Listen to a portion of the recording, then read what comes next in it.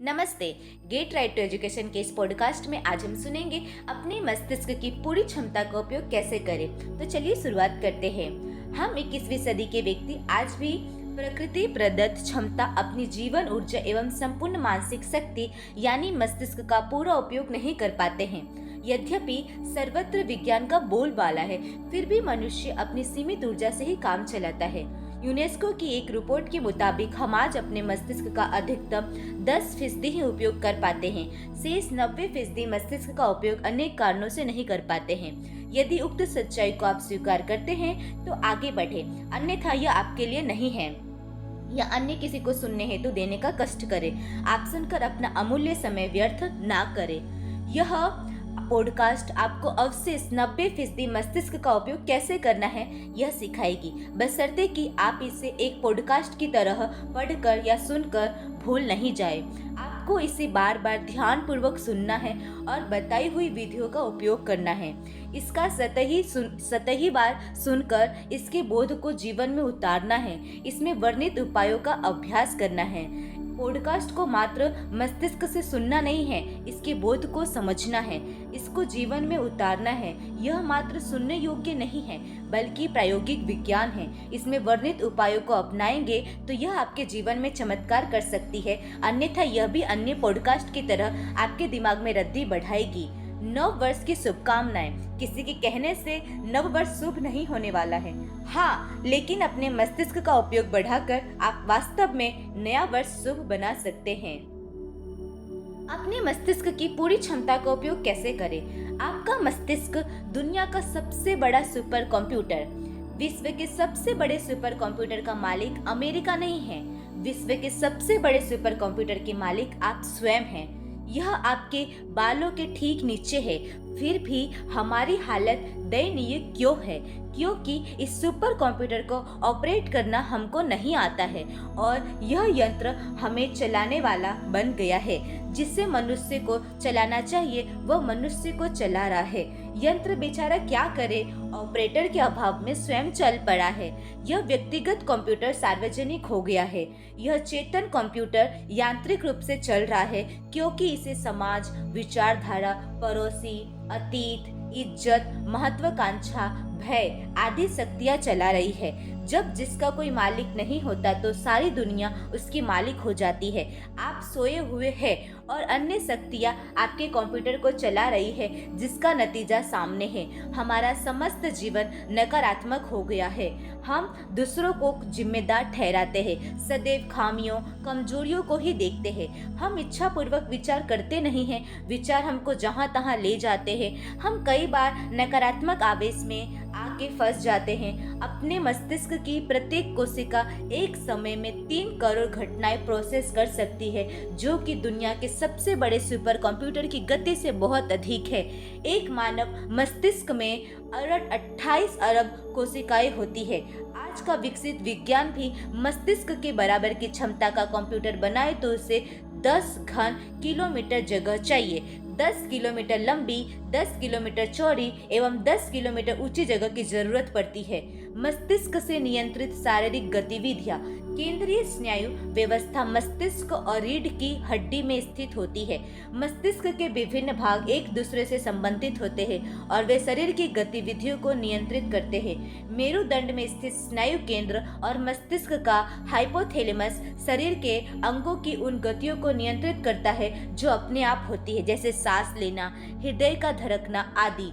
पैदल चलना या साइकिल चलाना जैसे कार्य जिनमें मांसपेशियों और शारीरिक अंगों को नियंत्रित करना पड़ता है, मस्तिष्क का सेरेबेलम नामक भाग करता है। इसमें कोई कार्य सीख लेने के बाद वह स्वतः हो जाता है। मस्तिष्क का कॉर्टेक्स चेतन भावनाओं और लिखने पढ़ने जैसी स्वैच्छिक गतिविधियों को नियंत्रित करता है। मस्तिष्क के सामने वाले भाग को सेरेब्रम कहते हैं। इसमें 2 सेरेब्रल गोलार्ध होता है, दाहिना गोलार्ध और बायां गोलार्ध। विचार करने का अधिकांश कार्य सेरेब्रम करता है तथा यह व्यक्ति की याददाश्त और भावनाओं के प्रति भी जिम्मेदार है। सेरेब्रम का दाहिना भाग शरीर के बाएं हिस्से से और बायां भाग शरीर के दाहिने भाग से संबंधित होता है। जिनके मस्तिष्क का दाहिना गोलार्ध अधिक विकसित होता है वे बाएं हाथ से कार्य करते हैं, और जिनके मस्तिष्क का बायां भाग अधिक विकसित होता है वे दाहिने हाथ से कार्य करते हैं। संवेदनशील मानव मस्तिष्क का प्रयोग कैसे करें, आइए जानते हैं। हमारा मस्तिष्क एक यंत्र की तरह कार्य कर रहा है। स्वप्न देखते वक्त मन एक तरह की तरंगे छोड़ता है, जागृत मन एक अलग तरह की तरंगे फेंकता है, मस्तिष्क नींद में अलग तरह की तरंगे फेंकता है। मस्तिष्क रूपी यंत्र को हम जैसे कमांड देते हैं वह वैसा ही प्रत्युत्तर देता है। मन को भयपूर्ण विचारों से भरते हैं तो यह भयभीत होता है। इसे जब आराम करने के संकेत देते हैं तो यह आराम करता है। मस्तिष्क रूपी सुपर कंप्यूटर को आदेश देने में हम भाषा, आवेगों एवं संकेतों के कीबोर्ड प्रयोग करते हैं। पांचों इंद्रियों के द्वार से मस्तिष्क को आदेश मिलते हैं। यह उन संकेतों के तदनुरूप ही कार्य करता है। चेतन मन जब आदेश नहीं देता है तब यह अवचेतन मन से आदेश ले लेता है। दुनिया का सर्वाधिक संवेदनशील यंत्र होने से यह प्रति क्षण आदेश लेता रहता है एवं तदनुकूल कर्म भी करता रहता है। यह एक जटिलतम यंत्र है जो प्रति क्षण अनेक तरह से आदेश लेते हुए कर्म करता रहता है। मानव मस्तिष्क को जो चलाने में सक्षम हो जाता है वह स्वयं को जीत लेता है। इस यंत्र द्वारा ही हम संचालित होते हैं। इस पर वास्तव में कब्जा करना अर्थात इसको चलाने में कुशल होना है। जब हम इसका सचेतन संचालन नहीं करते हैं तो यह स्वयं हमें चलाने लगता है। इसके द्वारा चलने पर हमें अपने पर नियंत्रण नहीं रहता है। इसे ही बेहोशी कहते हैं। जागृत व्यक्ति अपने मस्तिष्क को स्वतः ही नहीं चलने देता है, वह स्वयं ही उसे चलाता है। वैसे सामान्य व्यक्ति ना तो पूर्ण बेहोशी में जीता है और ना पूर्ण होश में। Richard Bandler neuro linguistic programming NLP के जनक तभी तो कहते हैं कि जब सब कुछ मस्तिष्क से संचालित है तो व्यक्ति को बदला जा सकता है। अपने मस्तिष्क को मिलने वाले आदेशों पर अपनी पकड़ बढ़ाए। आप वही है जैसा मस्तिष्क चला रहा है। मस्तिष्क की कार्य प्रणाली को समझे व चाबी अपने पास रखे। आपके सारे व्यवहार के पीछे आपका मस्तिष्क ही उत्तरदायी है। आप क्रोध कर रहे हैं अर्थात आपने स्वयं को क्रोध करने की प्रेरणा दी है, चाहे अवचेतन से आदतन कमांड मिल गई है। जब आप सड़क पर जाती युवती को देखकर ललक जाते हैं तब भी मस्तिष्क ही उत्तरदायी है। आप है ही नहीं मस्तिष्क के अतिरिक्त। मनुष्य के जीवन के संपूर्ण व्यवहार के लिए मस्तिष्क ही उत्तरदायी है। आप इसी के सहारे प्रतिक्रिया करते हैं और तरह तरह से अभिव्यक्त होते हैं। आपके श्वास की गति, देखने की सामग्री, सुनने, सूंघने व चखने की सामग्री, आपके उत्तेजित होने की विषय वस्तु, मन में चल रही क्रिया, प्रतिक्रिया, पूर्व अनुभव, संचित अनुभव सभी मस्तिष्क को कमांड देते हैं। यह एक साथ हजारों कमांडों को ग्रहण कर उनको प्रोसेस कर कर्मशील रहता है। साथ ही साथ नए कमांड व नई प्रतिक्रिया करता जाता है। देश का नक्शा देश का क्षेत्र नहीं है, यह उस क्षेत्र देश विशेष का चित्रण है या प्रतिरूपण है। जीवन का सत्य भी इसी तरह मस्तिष्क में निरूपित चित्रण है, यथार्थ नहीं। हम तो जीवन के यथार्थ को मस्तिष्क के द्वारा निरूपित चित्रण से जानते हैं, अतः मस्तिष्क द्वारा वर्णित चित्रण को चित्रण ही समझे, यथार्थ नहीं। हम चित्रण द्वारा ही जीवन को जानते हैं। वास्तव में यह कैसा है यह जानने का इसके अतिरिक्त हमारे पास कोई उपाय नहीं है। विश्वास मन में ही नहीं शरीर में भी होता है। मानव मस्तिष्क 2800 करोड़ न्यूरॉन्स यानी कोशिकाओं से बना होता है। मस्तिष्क की एक कोशिका 5000 से 10,000 अन्य कोशिकाओं से जुड़ी होती है। यह न्यूरॉन्स का जाल बहुत बड़े टेलीफोन नेटवर्क के समान जटिल होता है। जब हम कुछ भी नया सीखते हैं तो न्यूरॉन्स के नए संबंध स्थापित होते हैं। इनकी पुनरावृत्ति इन्हीं संबंधों को प्रगाढ़ करती है। नया अनुभव इन संबंधों को बदलता है। इसका अर्थ यह हुआ कि हम निरंतर बदलते हैं लेकिन हम उसे नहीं जानते हैं। मन और शरीर के बीच संबंध प्रगाढ़ होता है। यद्यपि पूर्व में वैज्ञानिक इस सत्य से अवगत नहीं थे। विगत 20 वर्षों के शोध से यह ज्ञात हुआ है कि कोई 50-60 रसायन मस्तिष्क के शरीर को संदेश पहुंचाते हैं। इन रसायनों में सबसे ज्ञात एंडोर्फिन है। पूर्व में यह माना जाता था कि एंडोर्फिन सिर्फ न्यूरॉन्स में ही पाया जाता है, लेकिन अब यह सिद्ध हो गया है कि एंडोर्फिन प्रत्येक कोशिका को संदेश पहुंचाने में सहायक है। उक्त रसायन हमारे शरीर में मात्रा, विचार, प्रसन्नता, दुख, अनुभव विश्वास सभी को प्रत्येक कोशिका तक पहुंचाते हैं। आइए हम इसे एक उदाहरण द्वारा समझें। मान लीजिए कि आप पार्क में घूम रहे हैं, तभी हम एक सांप जैसी कोई चीज देखते हैं तो मस्तिष्क सोचता है यह एक सांप है। यह ज्ञान हमें भय का संचारण करता है। यह संदेश मस्तिष्क से स्पाइनल कॉर्ड में जाता है, वहां से पूरे शरीर को संदेश मिलता है। तत्क्षण पूरा शरीर भय का सामना करने को तैयार हो जाता है। हमारे हृदय की धड़कन बढ़ जाती है, रक्तचाप बढ़ जाता है एवं श्वास की गति भी बढ़ जाती है। खून का प्रवाह मस्तिष्क की बजाय मांसपेशियों, हाथ पैरों में बढ़ जाता है। इसका परिणाम यह होता है कि मस्तिष्क लड़ो या भागो की तैयारी कर लेता है, यानी मात्र सांप का विचार शरीर को तत्काल तैयार कर देता है, यानी हम पर प्रतिक्रिया करने लगते हैं। 90% सुप्त मस्तिष्क की क्षमता का उपयोग कैसे करें, आइए जानते हैं। यूनेस्को की एक रिपोर्ट के मुताबिक मनुष्य अपनी क्षमता का अधिक से अधिक 10% ही उपयोग करता है, अर्थात हमारे जीवन ऊर्जा का 90% भाग हम प्रयोग नहीं करते हैं। मानव मस्तिष्क की 90% क्षमता जो अनुपयोगी रहती है, उसको उपयोग करके ही हम आगे बढ़ सकते हैं। प्रश्न अब यह है कि इस 90% अवशेष योग्यता का लाभ कैसे लें। इससे पूर्व यह जानना जरूरी है कि हम अपनी 90% ऊर्जा को उपयोग क्यों नहीं करते हैं। मानव मस्तिष्क का 10% चेतन भाग व 90% अवचेतन मन है। चेतन मस्तिष्क का भी हम एकाग्रता, धारणा, पद्धतियों के प्रति प्रयास के अभाव में पूरा उपयोग नहीं कर पाते हैं। अवचेतन मन स्वतः ही हमारे आदतों के अनुरूप यांत्रिकता के रूप में उपयोग करता है। हम उसका उपयोग अपनी इच्छा अनुसार नहीं कर पाते हैं। चेतन मन का उपयोग करने के तरीके अवचेतन के प्रयोगों से भिन्न होंगे, अतः हमें अपनी क्षमता का उपयोग करने के उपायों को 2 भागों में बांटना होगा। पहला, चेतन मस्तिष्क का उपयोग कैसे बढ़ाएं। दूसरा, अवचेतन मस्तिष्क का उपयोग कैसे बढ़ाएं। आइए जानते हैं। चेतन मस्तिष्क का उपयोग बढ़ाने हेतु हम अपनी निम्न पद्धतियों का उपयोग करेंगे। पहला, आत्मनिरीक्षण एवं सजगता। दूसरा, एकाग्रता। तीसरा, कड़ी मेहनत।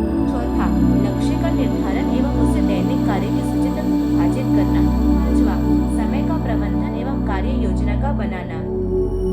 हम अपने मस्तिष्क की पूरी क्षमता का उपयोग क्यों नहीं कर पाते। हमारा अज्ञान सबसे पहली समस्या है। हम अपनी क्षमताओं से अवगत नहीं होने के कारण अपने को कमजोर मानते हैं। हमारा मस्तिष्क रूपी बायो कंप्यूटर अपनी धारणाओं से चलता है। मस्तिष्क वही करता है जैसा कि उसको धारणाएं चलाती है। इसको हमारे माता पिता, शिक्षकों, मित्रों व पड़ोसियों ने जैसे धारणाओं से भरा है, वैसे ही यह कार्य करता है। अधिकांश धारणाएं हमारे बिना चाहे ही भर जाती है। इस बेहोशी के कारण व्यक्ति स्वयं को हीन, कमजोर व अक्षम समझता है। धारणाएं मस्तिष्क रूपी सुपर कंप्यूटर में कैसे घुसती है। एक औसत बच्चा किशोर बनते बनते माता पिता, शिक्षकों, मित्रों, पड़ोसियों व परिवार द्वारा 1,48,000 बार टोका जाता है। तुम्हें कुछ नहीं आता है, चुप रहो, तुम कुछ नहीं कर सकते, बीच में मत बोलो, ज्यादा होशियार मत बनो, तुम्हें क्या पता है, हमने दुनिया देखी है, दुनिया बड़ी खराब है। इस तरह के सम्मान से व्यक्ति का मस्तिष्क नकारात्मक हो जाता है। ऐसे में व्यक्ति स्वयं को असुरक्षित व कमजोर समझने लगता है। शारीरिक विकलांगता से भी अधिक जहरीली है इस तरह की मानसिक विकलांगता। मानव मस्तिष्क की कार्य प्रणाली पर एक कहानी याद आती है, चलिए सुनते हैं। अरब के रेगिस्तान में ऊँटों के काफिले इधर से उधर घूमते रहते थे। एक समय की बात है कि एक ऊँटों का काफिला रात्रि विश्राम के लिए एक सराय में ठहरा। उस काफिले में 100 ऊँट थे। ऊँट मालिक जब ऊँटों को खूंटी गाड़ कर बांधने लगा तो एक रस्सी कम पड़ गई। 99 ऊँटों को तो रस्सी से बांध दिया गया, लेकिन एक ऊँट बच गया। तब उस काफिले का मालिक सराय के बूढ़े मैनेजर के पास एक रस्सी की गुहार लेकर गया। मैनेजर ने बताया कि उसके पास रस्सी तो नहीं है, लेकिन वो ऊँट को बांधने की कला जानता है। सराय के मैनेजर ने बचे हुए ऊँट के पास जाकर खूंटी गाड़ने का अभिनय किया।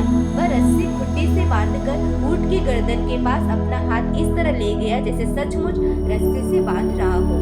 इसके बाद उसने कहा कि जाओ, तुम्हारा ऊँट नहीं भागेगा। दूसरे दिन प्रातः काफिले के मालिक ने 99 ऊँट जो बांधे थे वे छोड़ दिए। सभी ऊँट खड़े होकर चलने लगे, लेकिन 100वें ऊँट को वह उठाने लगा एवं उसकी पिटाई भी की, लेकिन वह ऊँट टस से मस नहीं हुआ। तब काफिले वाला मैनेजर के पास गया कि आपने कौन सा मंत्र कर दिया, मेरा ऊँट उठ नहीं रहा है। इस पर मैनेजर ने पूछा कि तुमने उसकी रस्सी खोली या नहीं। ऊँट वाला बोला, जब रस्सी बांधी ही नहीं थी तो खोलता कैसे। इस पर मैनेजर उठकर ऊँट के पास गया, वह रस्सी खोलने का अभिनय किया, वह ऊँट को उठाया तो वह उठकर चलने लगा।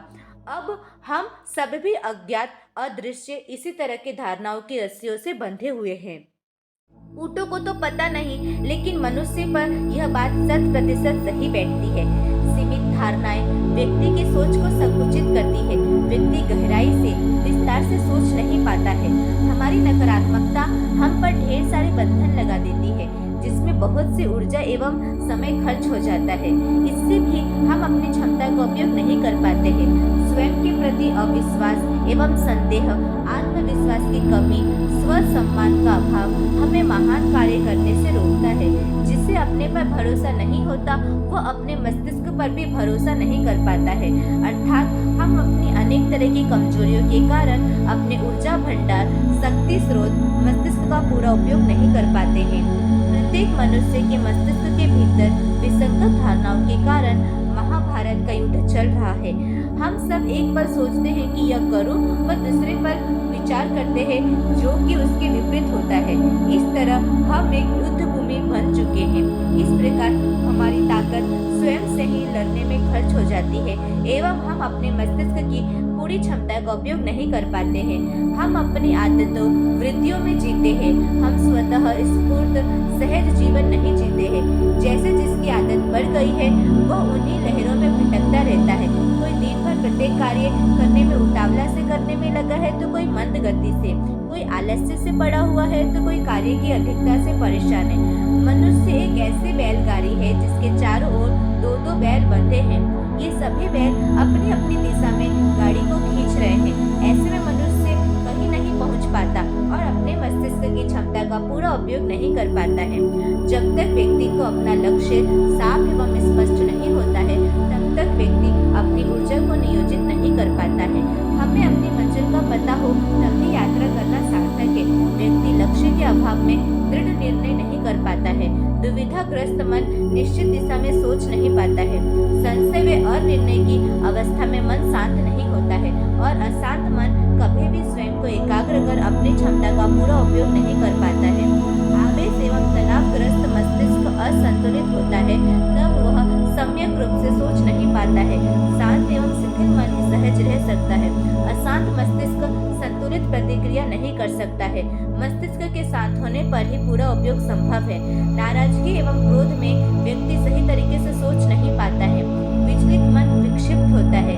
नाराज मन संकालु एवं अविश्वास से ग्रस्त होता है। तब वह स्वयं पर शंका करता है। ऐसे में मस्तिष्क चिड़चिड़ा हो जाता है। दुखी मस्तिष्क दुख का एवं सुखी मस्तिष्क सुख का सृजन करता है। शांत मन शांति का एवं अशांत मन अशांति का सृजन करता है। इस प्रकार हम देखते हैं कि अनेक तरह के मनोवैज्ञानिक कारणों से हम अपनी पूरी क्षमता का उपयोग नहीं कर पाते हैं। आइए जानते हैं अवचेतन मन क्या है। मनोवैज्ञानिकों ने मन को दो बड़े भागों में विभक्त किया है। पहला, चेतन मन, मस्तिष्क का वह भाग जिसमें होने वाली क्रियाओं की जानकारी हमें होती है, वह चेतन मस्तिष्क है। यह वस्तुनिष्ठ एवं तर्क पर आधारित होता है। दूसरा, अवचेतन मन, जागृत मस्तिष्क के बड़े मस्तिष्क का हिस्सा अवचेतन मन होता है। हमें इसकी जानकारी नहीं होती है, इसका अनुभव कम ही होता है। उदाहरण के रूप में समझे तो इसकी स्थिति पानी में तैरते हिमकंड प्लम्ब हित के युद्ध की तरह है। हिमकंड की मात्रा 10% भाग पानी की सतह से ऊपर दिखाई देता है और शेष 90% भाग सतह से नीचे रहता है। चेतन मस्तिष्क भी संपूर्ण मस्तिष्क का 10% ही होता है। मस्तिष्क का 90% भाग साधारणतः अवचेतन मन होता है। मस्तिष्क का विभाजन जैसा कुछ नहीं होता, जैसा कि उदाहरण दिया गया है। ऐसा केवल आपको समझाने के लिए ही बताया गया है। अवचेतन मन को प्रयत्नपूर्वक चेतन मन में परिवर्तित किया जा सकता है, तब वह चेतन मन का हिस्सा बन जाता है। अभी जो चेतन मन है वह कल अवचेतन हो जाता है। सारे निर्णय चेतन मन ही करता है। अवचेतन मन सारी तैयारी, प्रबंध, व्यवस्था करता है। चेतन मस्तिष्क यह तय करता है कि क्या करना है और अवचेतन मस्तिष्क यह तय करता है कि उसे कैसे मूर्त रूप दिया जाए। हमारे सारे अनुभव, जानकारी हमारे अवचेतन मन से संचित रहते हैं, परंतु जब कभी हम उनका उपयोग करना चाहते हैं वे चेतन का हिस्सा बन जाते हैं। सिगमंड फ्रायड के अनुसार हमारी दमित इच्छा एवं विचार अवचेतन में संचित रहते हैं। ये हमारे व्यक्तित्व को बनाते व प्रभावित करते हैं और हमारे व्यवहार एवं आचार में महत्वपूर्ण भूमिका निभाते हैं।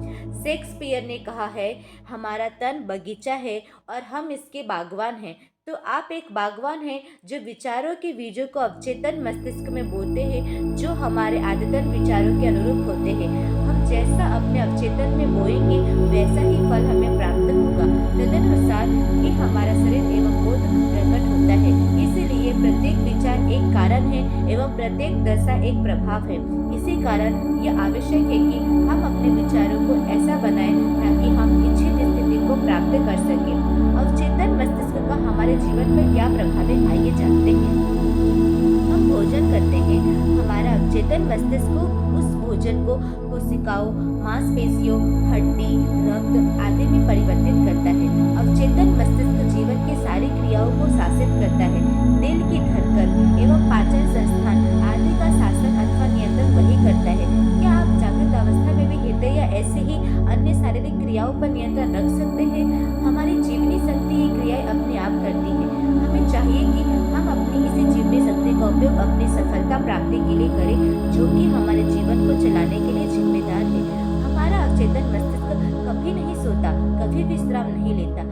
यह हमें जीवन भर हर जन उपलब्ध रहता है। आपका चेतन मन दरवाजे पर खड़े चौकीदार की भांति किसी भी गलत प्रभाव को भीतर नहीं घुसने देता। यह समझदार होता है। आपका अवचेतन मस्तिष्क आपको प्रभावित करता है। यह हमारे भीतर का खजाना है। आपने सुना होगा और अनुभव भी किया होगा कि आप सोने के बाद जब भी जगना चाहते हैं तो आप अपने मस्तिष्क को सूचित करते हैं। अतः कभी आप अपने अवचेतन को सोने से पूर्व गंभीरतापूर्वक आदेश देते हैं कि मैं सुबह 5 बजे जगना चाहता हूँ। यह हमें ठीक समय पर जगा देता है। वास्तव में यह आपके अवचेतन की शक्ति है जिसे आप काम में लेते हैं। इसी तरह आप इस शक्ति का उपयोग जीवन के अन्य क्षेत्र में भी अपनी सफलता के लिए कर सकते हैं। अवचेतन का उपयोग निम्नलिखित विधि से किया जा सकता है। पहला, यह आपको मानसिक एवं शारीरिक रूप से स्फूर्त बनाने में सहयोग करता है। एक स्वस्थ मस्तिष्क ही स्वस्थ शरीर का निर्माण करता है। दूसरे रूप में स्वस्थ शरीर में ही स्वस्थ मस्तिष्क का निवास होता है। एक स्वस्थ सकारात्मक सोच हमें सभी प्रकार से अनुकूल बनाए रखता है। जैसा कि हम सभी जानते हैं और अनुभव करते हैं कि आस्था की हमारे जीवन में बहुत बड़ी भूमिका है। दूसरा, धन की निरंतर कल्पना और सोच धन प्राप्त करने में सहायक होते हैं। अपने आप को गरीबी के विचारों से दूर रखें। धन शब्द को धीरे एवं शांतिपूर्वक सोने से पूर्व 5 मिनट तक दोहराएं। आपका अवचेतन मन धन को आपके निकट ला देगा। ईर्ष्या और द्वेष धन के मार्ग के अवरोध है। दूसरों के वैभव को देखकर प्रसन्न रहिए, ईर्ष्या मत कीजिए। धनी बनने के अपने अधिकार को कभी मत भूलिए। तीसरा, अपने भय को आप अवचेतन के सहयोग से मिटा सकते हैं। सभी प्रकार के भयों का निदान आपकी इच्छा शक्ति द्वारा किया जा सकता है। यदि आप असफलता के भय से ग्रस्त हैं तो सफलता पर विशेष ध्यान दीजिए। यदि बीमार हैं तो स्वस्थ होने की इच्छा कीजिए। यदि आप किसी दुर्घटना से भयभीत हैं तो इसे ईश्वर की कृपा पर छोड़ दीजिए। यदि आप भयग्रस्त हैं तो मस्तिष्क को साहस के लिए निर्देश दीजिए। श्रेष्ठ चिंतन कीजिए, श्रेष्ठ ही होगा। चौथा, प्रसन्नता शांत मस्तिष्क की उपज है। अपने विचारों को शांति, स्थिरता, सुरक्षा एवं दैवी शक्ति की ओर झुकाइए। आपका मस्तिष्क आपको प्रसन्नता देगा। आपको प्रसन्नता का ही चयन करना है। आकांक्षा के बिना कुछ भी प्राप्त नहीं होता। विश्वासपूर्ण इच्छा एवं कल्पना ही आकांक्षा है। प्रसन्नता प्रार्थनाओं से उपजती है। आकांक्षा, इच्छा, कामना आदि भी एक प्रकार की प्रार्थनाएं ही है। पांचवा, सफलता के विचार में ही सफलता के सभी तत्व उपस्थित रहते हैं। विश्वास एवं प्राप्ति की इच्छा के साथ सफलता शब्द को लगातार दोहराइए। सफलता प्राप्त करने की अनिवार्य इच्छा आपके अवचेतन मस्तिष्क में उत्पन्न होगी। यह आपको सफलता प्राप्त करने के लिए बाध्य करेगी। मस्तिष्क की शक्ति के उपयोग के उपाय आइए जानते हैं। पहला, रचनात्मक कल्पना करना, अपनी मनचाही वस्तु, व्यक्ति अथवा घटना को अपने मस्तिष्क में देखना ही रचनात्मक कल्पना है। यह एक क्रिया है जिसमें सृजन, दृष्टि एवं अनुभव द्वारा अपने मानस पटल पर हम प्राप्ति का, अपनी पसंद के नए व्यक्तित्व का चित्र अंकित करते हैं। अपने लक्ष्य की कल्पना कीजिए एवं उसका अपने मस्तिष्क के पर्दे पर चित्र इस प्रकार बनाइए जैसे कि आपने अपने लक्ष्य को पा लिया है। पूर्ण प्रतिफल का चलचित्र अपने मानस पटल पर देखिए। ऐसी मानसिक कल्पना, मानसिक दर्शन परिणाम देने वाला होता है। इस कल्पना प्रक्रिया का जीवंत वास्तविक चित्र अनुभूत करें।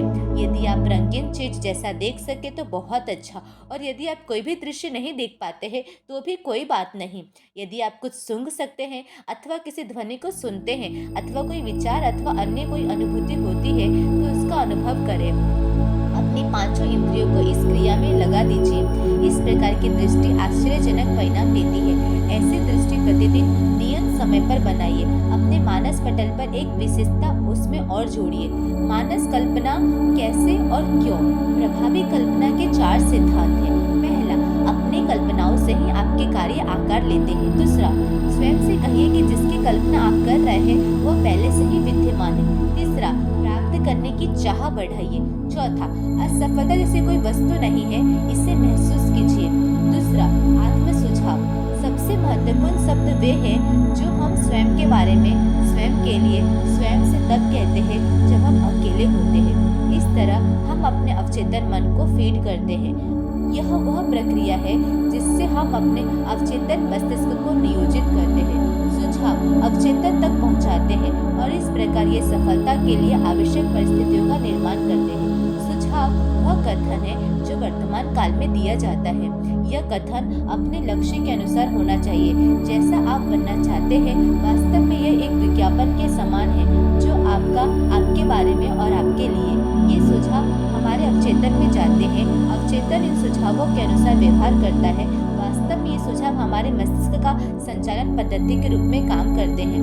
कैसेट कैसे तैयार करें, आइए जानते हैं। आत्म सुझाव का सबसे सरल तरीका निरंतर सुझाव देना है। जो स्वयं की उद्देश्य अनुरूप कैसेट तैयार करें। अपने विशिष्ट लक्ष्य के अनुसार अपने को निरंतर व्यवस्थित रखने के लिए आप स्वयं की कैसेट तैयार कीजिए। अपनी कैसेट रिकॉर्ड करने के पूर्व आप अपने लक्ष्य एक से निर्धारित कर लीजिए। वर्तमान काल में अपने लक्ष्य को लिखिए। वाक्यों को 3 से 5 बार अलग अलग तरीकों से दोहराइए। सफलता एवं प्रेरणा के संबंध में कुछ आदर्श वाक्य इस प्रकार है। मैं अब सफल हूँ, मैं अब प्रसन्न हूँ, मैं अब मित्रवत हूँ, मैं अब स्वस्थ हूँ, मैं प्यार करती हूँ, मुझे प्यार किया जाता है और अब भी प्यार पाती हूँ, मैं अपने कार्य से प्रेम करती हूँ, मैं अपने से प्रेम करती हूँ, मैं अध्ययन एवं कार्य में निपुण हूँ, मैं प्रेरित हूँ, मैं उन सारी बातों से जिन्हें मैं देखती हूँ, मैं कड़ी मेहनत से पाती हूँ, मैं सकारात्मक दृष्टि रखती हूँ, मेरी आदतें अच्छी हैं, मैं अपने लक्ष्य में पूर्ण विश्वास करती हूँ, मैं जैसा सोचती हूँ उससे अधिक अच्छी हूँ, मैं सफलता के मार्ग पर हूँ, मैं दूसरों के कहने की तुलना में अधिक आत्मविश्वास रखती हूँ। नई मस्तिष्क की शोधों ने साबित किया है कि मैं जैसा सोचती हूँ उससे भी अधिक योग्यता रखती हूँ। मेरा दिमाग धरती के सर्वशक्तिशाली कंप्यूटर से भी अधिक शक्तिशाली एवं आश्चर्यकारी है। मेरी प्रेमिका कहती है मैं सफल व्यक्ति हूँ। नकारात्मक वाक्यों को छोड़िए। मत कहिए मैं धूम्रपान पसंद नहीं करता हूँ, कहिए कि मैं धूम्रपान से घृणा करती हूँ। भविष्य सूचक वाक्यों को छोड़िए। मत कहिए मैं सफल होऊंगा, कहिए कि मैं सफल हूँ। यदि संभव हो विश्राम देने वाला संगीत कैसेट में भरिए। एक बार कैसेट तैयार हो जाए इसे 21 दिन तक कम से कम दिन में 2 बार अवश्य सुनें। तीसरा है प्रार्थना। अवचेतन मन की शक्ति जगाने का पारंपरिक तरीका प्रार्थना है। जब आप ईमानदारी से किसी बात के लिए प्रार्थना करते हैं तो आप अपने दिमाग में अपनी इच्छाओं को बोलते हैं या आपके विचारों को इच्छा नकल स्वरूप देने में प्रवृत्त होती है। मेरी समझ में प्रार्थना का यही एकमात्र अर्थ है। अस्तु, आप होशपूर्वक उपलब्ध दशाओं की जानकारी प्राप्त करते हैं एवं इसी के अनुरूप योजना बनाते हैं। फिर भी अपनी आकांक्षाओं को स्वरूप देने का प्रार्थना एकमात्र विकल्प नहीं है। प्रार्थना आपको तैयार करती है, परंतु प्रार्थना चेतन और अवचेतन में सामंजस्य निर्माण करने वाली होनी चाहिए। तभी प्रार्थना द्वारा अच्छे परिणाम प्राप्त हो सकते हैं। तभी उन परिस्थितियों के निर्माण होता है जो आपके लक्ष्य को प्राप्त करने में सहायता करती है। जो कुछ भी आपके अवचेतन मस्तिष्क में होता है वही जीवन में व्यक्त होता है। अवचेतन मस्तिष्क उन्नत बुद्धि बुद्धिमत्ता का भंडार है। चौथा, गुप्त संदेशों वाले कैसेट सुने। इन कैसेटों को सुनने पर आप केवल संगीत और प्राकृतिक ध्वनियों को सुनेंगे, परंतु आपका अवचेतन मानस छुपे संदेशों को सुनेगा और उनके अनुसार काम करेगा। इस तरह आप स्वयं को बदलेंगे। ऐसे cassettes mind power research institute sector 4 Udaipur पर उपलब्ध है। वास्तव में स्वयं सम्मोहन इंस्टीट्यूट ऑफ सजेस्टोलॉजी बुल्गारिया के डॉक्टर लारिगो ने शोधकर बताया है कि जब चेतन मन किसी क्रिया में व्यस्त होता है तब अवचेतन स्वतंत्रता रूप से शांतिपूर्वक आसानी से सूचनाएं ग्रहण करता रहता है। बुद्धिमत्ता को कैसे बढ़ाएं? एक स्वस्थ मस्तिष्क 100 मजबूत हाथों से श्रेष्ठ है, ऐसा थॉमस होलर ने कहा है। कड़ी मेहनत, मन की सूक्ष्म चालों को जानना, यथार्थ को स्वीकारना, बिना पूर्वाग्रह और निर्णय के स्पष्ट सोचना बुद्धिमत्ता है। J.K. कृष्णामूर्ति ने कहा है, बुद्धिमत्ता क्या है? समस्याओं के विश्लेषण की मानसिक क्षमता को बुद्धिमत्ता कहते हैं। यह समस्याओं का समाधान करने की योग्यता है। दूसरे शब्दों में समझने, सोचने और जानने की योग्यता, जिसका सफलतापूर्वक उपयोग भौतिक, मानसिक, भावनात्मक और सांस्कृतिक वातावरण में किया जाता है, वो बुद्धिमत्ता है। बुद्धिमत्ता का स्थान मस्तिष्क में है। इसकी भौतिक गतिविधि सोचने, देखने, सुनने, भावानुभूति, सौंदर्य बोध, जागृति, ज्ञान, स्मरण शक्ति एवं महत्वाकांक्षा की घोतक है। प्रसिद्ध अमेरिकन मनोवैज्ञानिक डेविड वेस्ले ने ठीक ही लिखा है कि प्रत्येक व्यक्ति के पास मानसिक प्रतिभा का भंडार है। आप भी बुद्धिमत्ता के भंडार है, परंतु आपकी और मेरी शक्ति कई कारणों से बंद है। एक गलत धारणा यह है कि हम सीमित बुद्धि के साथ पैदा हुए हैं और बुद्धि का विकास नहीं किया जा सकता। वस्तुतः आपके मस्तिष्क की शक्ति असीमित है। आप अपने मस्तिष्क की शक्ति के ताले खोल सकते हैं। किसी भी व्यक्ति का स्वदेशी कर्म, संतुलित चिंतन और अपने वातावरण के अनुकूल प्रभावशाली व्यवहार उसकी एकत्रित अथवा विश्वव्यापी क्षमता ही बुद्धि है। अपनी बुद्धि को पैना कीजिए, धार दीजिए। बुद्धि को जब पैना किया जाता है और उसे काबू में रखा जाता है तो वह काम करती है। बुद्धि को उपयोगी बनाने हेतु आपको परिश्रमी और उद्यमी होना आवश्यक है। यह अध्याय केवल उसके भौतिक कारणों के बारे में बताएगा। जो तरीके या उपाय बताए गए हैं वे भी भौतिक प्रकृति के ही है। मस्तिष्क एवं इसकी कार्यशैली भौतिक है। जिस प्रकार हम हृदय को व्यायाम द्वारा मजबूत करते हैं, ठीक इसी प्रकार मस्तिष्क की गतिविधियों को परिवर्तित किया जा सकता है। आप मस्तिष्क की क्षमता का विकास, मस्तिष्क का संचारी व्यवस्था, सर्कुलेटरी लाइफ लाइन्स को विकसित करके कर सकते हैं। बुद्धि विकास के व्यवहारिक उपाय। पहला, बाह्य मस्तिष्क के कैरोटिड वाल्व को फैलाने की विधि। मस्तिष्क एवं इसका कार्य भौतिक है। यह उतना ही भौतिक है जितना हमारे हृदय एवं लीवर। मस्तिष्क की कार्य क्षमता भौतिक तरीकों से प्रभावित होती है। Philadelphia institute for the achievement of human potential, Philadelphia, USA ने कार्बन डाइऑक्साइड बढ़ाने के कई तरीके प्रतिपादित किए हैं। यह संस्थान मानसिक रूप से अविकसित बच्चों की बुद्धिमत्ता गुणांक IQ को बढ़ाने में इसका उपयोग करती है। आप श्वास छोड़ें और उससे ही बाहर रोकें। इसे आधा मिनट तक प्रति आधे घंटे के अंतराल से रोकें। ऐसा लगातार 3 हफ्तों तक दोहराइए। इससे आपके कैरोटिड वाल्व चौड़े होंगे और मस्तिष्क में खून का संचार बढ़ेगा। इससे आपकी बुद्धि का विकास होगा। आप अपने ध्वनियों में कार्बन डाइऑक्साइड के स्तर को बढ़ा सकते हैं, जो कि आपके कैरोटिड वाल्व को चौड़ा करेगी। इससे आपके मस्तिष्क को अधिक ऑक्सीजन की खुराक पहुंचेगी। यह आपको IQ को बढ़ाएगा। आइंस्टाइन की प्रतिभा का रहस्य। कोलोसोव्स्की एवं अन्य मानसिक वैज्ञानिकों ने खोज की है कि मस्तिष्क की केवल उन कोशिकाओं का विकास होता है जो पर्याप्त मात्रा में खून की supply line, ample capillary blood supply के पास स्थित है। कैरोटिड आर्टरीज का जोड़ा होता है जो मस्तिष्क को जीवनदायी ऑक्सीजन, रक्त एवं खुराक पहुंचाता है। जब ये प्रवाह के लिए खुलते हैं तो रक्त में कार्बन डाइऑक्साइड की मात्रा भी बढ़ती है। यदि यह क्षणिक कार्बन डाइऑक्साइड बार बार बढ़ती रहे तो ये इन वाल्वों को स्थायी रूप से चौड़ा खुलने का अभ्यस्त बना देती है। इससे मस्तिष्क में रक्त संचार बढ़ता है। आइंस्टाइन की तीव्र बुद्धि का यही कारण है। आइंस्टाइन के ब्रेन में यह पाया गया है कि उसके मस्तिष्क में अतिरिक्त रक्त प्रवाह का कार्य होता था। उसका मस्तिष्क पूर्ण खुराक प्राप्त करता था, इसीलिए अच्छे प्रकार कार्य करता था। मास्किंग। प्रतिदिन आधा मिनट, आधा घंटे के अंतराल से 3 सप्ताह तक एक थैले की सहायता से अपने श्वास को फिर से ग्रहण करें। इस हेतु एक माध्यम आकार का पॉलीथीन बैग पर्याप्त है। डरे नहीं, ग्रोसरी बैग से किसी का दम नहीं घुट सकेगा। ऐसा करने में सामाजिक प्रतिक्रियाओं की परवाह न करें। समझिए आपको कोई बीमारी है और आप केवल उसका उपचार कर रहे हैं। तीसरा, पानी के भीतर तैरना। पानी के भीतर तैरने से भी आपकी श्वास स्वतः रुकी रहती है। इससे भी तभी आपको लाभ होगा। अतः प्रतिदिन पानी में भीतर तैरने का अभ्यास करें, यह ज़्यादा फायदेमंद होगा। यदि आप प्रतिदिन सुबह और शाम आधे से 1 घंटा तैरें। ओशो रजनीश ने अपनी बुद्धि का विकास कैसे किया? रजनीश प्रतिदिन सुबह और शाम 1 घंटा पानी के भीतर तैरते थे। वो पानी के भीतर तैरने के शौकीन थे। इससे संकेत मिलता है कि उनकी असाधारण बुद्धिमत्ता का कारण यही रहा होगा। चौथा, रेंगना। आप पेट केवल प्रतिदिन आधे से 1 घंटे तक 3 सप्ताह तक रेंगिए, जैसे कि बच्चे अपने प्रारंभिक काल में रेंगते हैं। आप इसे 5 से 10 मिनट के अंतराल में बांट सकते हैं। केवल रेंगने से हमारे देखने, सुनने, स्पर्श इंद्रिय एवं स्थिति में परिवर्तन से बदलाव आता है। ये सभी आपकी बुद्धिमत्ता को बढ़ाते हैं। पांचवा, अपना IQ बढ़ाने हेतु विटामिन का प्रयोग कैसे करें, आइए जानते हैं। हमारा साधारण भोजन आवश्यक विटामिन एवं मिनरल्स की पूर्ति नहीं करता। राजा राज बाबुना की प्रसिद्ध पुस्तक माइंड पावर स्टडी टेक्निक्स के अनुसार विटामिन एंड मिनरल्स लेने की मात्रा इस बात पर निर्भर करती है कि आप कितना खर्च कर सकते हैं। यदि आप केवल 10 या 20 पैसे प्रतिदिन खर्च करने की इच्छा रखते हैं तो मैं केवल बीम ग्रीन गोली सारा भाई द्वारा निर्मित अथवा बी कॉम्प्लेक्स फ्लेक्सो द्वारा निर्मित प्रतिदिन लेने की सलाह देती हूँ। यदि आप प्रतिदिन अधिक खर्च करने की इच्छा रखते हैं तो मैं आपको सुझाव दूंगी कि 1 गोली सुप्राडिन रोजी द्वारा निर्मित एवं 2 गोली सेलिन अथवा चूसने वाली शक्ति विटामिन सी 1000 mg के तुल्य प्रतिदिन लें। यदि सुप्राडिन उपलब्ध न हो तो मल्टीविटे एफ ग्लेक्सो द्वारा निर्मित ले सकते हैं। यदि आप इससे भी अधिक खर्च कर सकते हैं तो गोली सुप्राडिन एवं 2 गोली सेलिन या सक्सी और 1 कैप्सूल एविट 400 या एवियन 400 प्रतिदिन लें। यदि आप अधिक से अधिक खर्च कर सकते हैं तो मेरा सुझाव है कि आप किसी फिजिशियन से परामर्श लें, फीस दें, अपनी विटामिन आवश्यकता की चर्चा करें। मेडिकल डॉक्टर्स की राय में काफ़ी अंतर होते हैं। कुछ डॉक्टर साधारण व्यक्ति के लिए प्रतिदिन विटामिन लेने की बात कहते हैं, जबकि दूसरों की राय अलग है। नोबेल पुरस्कार विजेता डॉक्टर लाइन्स पाउलिंग ने how to live longer and feel better पुस्तक लिखी है, जिनमें उन्होंने कौन से विटामिन रोज लिए जाए और कैसे लिए जाए इसका विवरण दिया है। छठा, अपनी संवेदनशीलता की मात्रा बढ़ाएं।